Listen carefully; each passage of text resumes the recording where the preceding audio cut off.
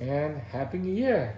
Welcome back. It's 2021. Yep, what we're gonna talk about predictions for this year. What do you- People love fortune telling. Yes, and here is our crystal ball that is not real at all. Daniel, what do you think is going to happen this year? What do you think we can expect from New York real estate? First of all, just wanna make a side note that I would love to look at this video a year from now and see if we were right. But from our limited experience, that's the predictions. So one thing I'm gonna see, I think we're gonna see a boom in inventory, right?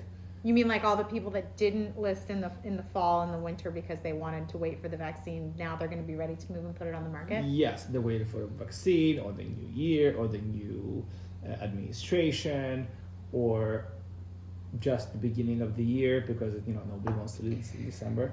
That's going to be reflected in inventory. So what does that mean for you? So that means that as buyers, you're probably going to have a few more things to pick from, and as sellers, you're going to have more competition. Yeah. So think about that when you're doing your pricing. One thing, sorry to interrupt you, but one other prediction we definitely can make is that historically, busy December meant very busy spring.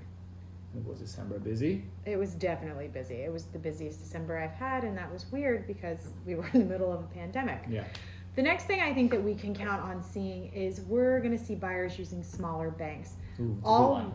Already, Chase and Wells Fargo have upped their jumbo loan requirements to 30%, which means all of a sudden buyers in that bigger buying range have less buying power.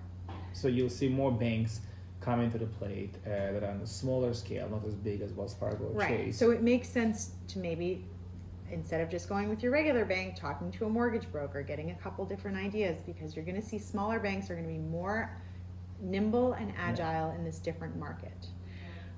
Fourth thing is the affordability of buying, right? That's what I'm talking about. Yeah, affordability. Things are, you basically have 20% more buying power as a buyer than you did this time last year.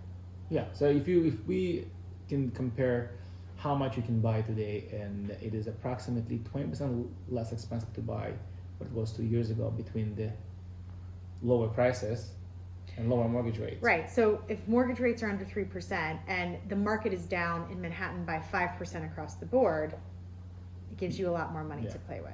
Because remember, you don't live in a purchase price; you live in a monthly payment. So that's what we're really comparing. Great.